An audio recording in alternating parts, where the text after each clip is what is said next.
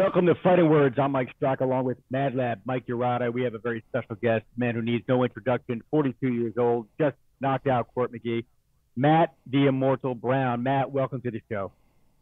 Yeah, thanks for having me, guys. Matt, man, I got to tell you, I never bet against you, ever. I've won a lot of money with you over the years. And it's not because I always think you're going to win. I just know better than to bet against you because you always figure out a way. And lately, man, I mean, you get better with age. It's ridiculous. What do you attribute to the longevity? Man, I think it's a little bit of everything. I think number one's got to be the mental, though, right? Like just keeping your head straight and staying single purpose, keeping your mind just on the single purpose, man, and staying focused, loving what you do, man, enjoying the process, being gracious, and, just having gratitude for everything. It's all mental, man. That's all it comes down to. There's certainly a lot of hurdles that I come across all the time between injuries and, business problems, relationship problems, whatever it is. Life gets in the way all the time, but you keep your mind straight and don't let those distractions hold you back. And I think anybody could do what I'm doing. Matt, when you look at your overall body of work, I followed your career since the onset, Ultimate Fighter and stuff like that. But when I see the last three fights that you've had, very questionable. You could obviously have a 3-fight winning streak right now to split the Barberena. But it seems like when you're a heavyweight, when the guys are in the heavyweight division, it's a lot easier to kind of hang around at this age because power is kind of the last thing to go. You seem like you kicked another gear, in the last three fights, from what I've seen. Is it an outside the cage thing? Is it you're just more comfortable in your situation? Is it the training that has evolved for you? What is it? Man, I'll tell you what, I would argue that I should be 4-0, man. I beat Condit too, these judges be ripping you off, man. And, if you look at the actual criteria, there's no reason to say I didn't beat him. So, it's kind of disappointing being I'm 2-2 in my last four, and I should be 4-0, man. A 4-fight winning streak at 42 years old, I think is something special and pretty rare, like you said, especially at this age. So I would certainly make that argument. But As far as how you're training, is everything outside? Because listen, a lot of people look at fighters when they're inside the cage, and they look at them inside the cage. They don't look at the outside world. That things from the outside world can sometimes come in. So when I see your 3-fight streak, even though, like I said, that one was a split decision loss, you seem to go into another gear. Is it things outside of the cage? Are you comfortable? I know you still got the coffee, the Immortal coffee. You got your Immortal gym. So is it things that are kind of playing in concert with each other, or is it injuries that are kind of healed up? I think my gym helped me a lot, man, because helping others, man, gave me a whole new level of inspiration and motivation, and being kind of the leader, being the guy that people are looking up to.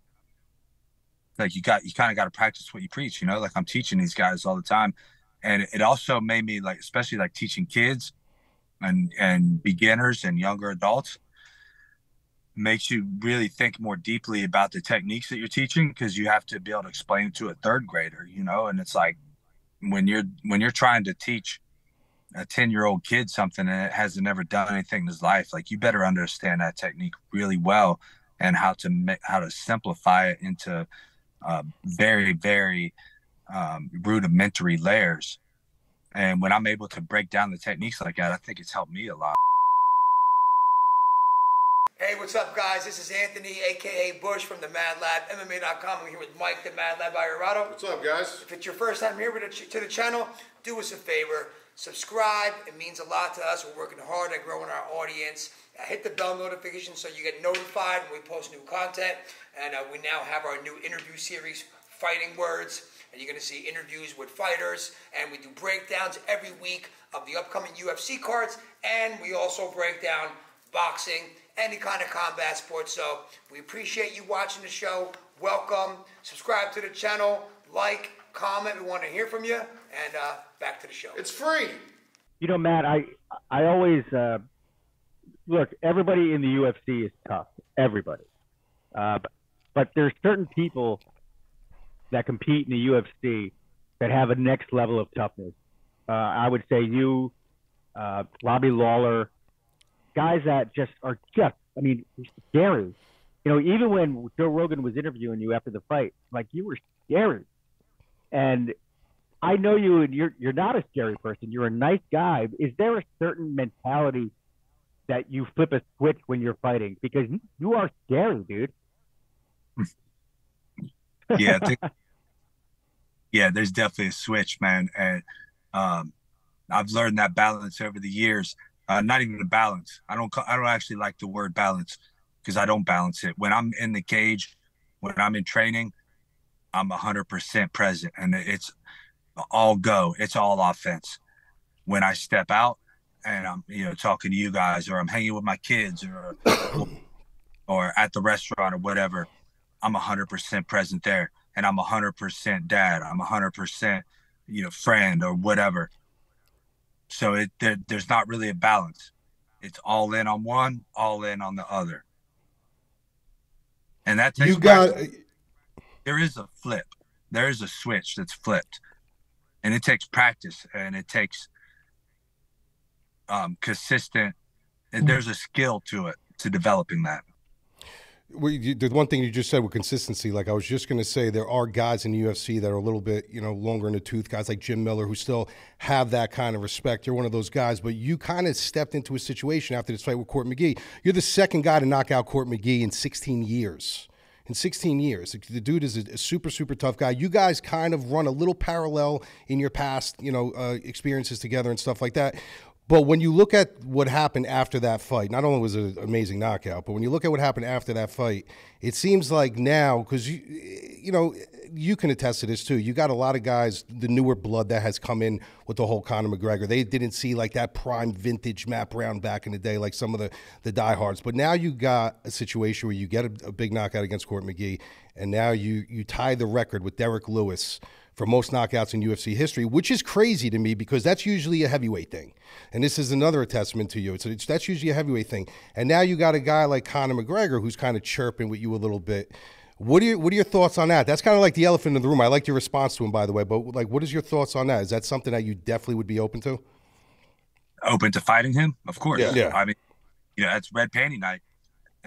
I'm all about red panty night, bro. So let's go, man. Of course I'd want to fight him. Who wouldn't? Like anybody would fight him, even if they knew they were going to lose, like he's the money guy. He's the A side. So yeah, of course. But, I've never really fought just for money. So, I want to fight him, not just for the financial part, but because like, I want to feel what it's like to, he's a great person, right? He's a great fighter. He has a great energy, and he's a legendary person in his own right.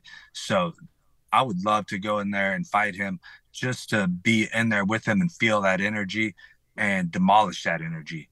And I think that would be very rewarding and fulfilling. Of course, the red panty night's going to. And, I agree with you, Matt. I think this is a fight that fans would love to see because you're talking about two guys that stand and bang, not afraid to stand in the pocket, trade blows, but also both you guys have great power. I just think, as a fan myself, that would be a fight. Forget about red panty night, man. I think that's a Matt Brown fight waiting to happen. Yeah, that's exactly what I'm saying. The money, it should be great, man. Like, of course, we do go in there and fight for a payday, and that's how we feed our kids. But, again, man, when just to be around, like I don't want to take nothing away from Conor, man. He's a great fighter, so to be in there with someone like him, I think whether or not, like it would be, like the peak of my martial arts journey. That's what I look at myself. I'm a martial artist. I'm a martial artist for life. And of course I want to test myself against the greatest energies that I can. And he's a high energy person, and it'd be a great test for myself. How am I going to deal with that shit talking? How am I going to deal with that confidence that he brings? How am I going to deal with that swagger? I've never dealt with that before. So I think it would be an enjoyable process, and would be a lot of self-discovery in that. And ultimately, I think, I would smash that energy of his to pieces. So, that's what would make it the most fun.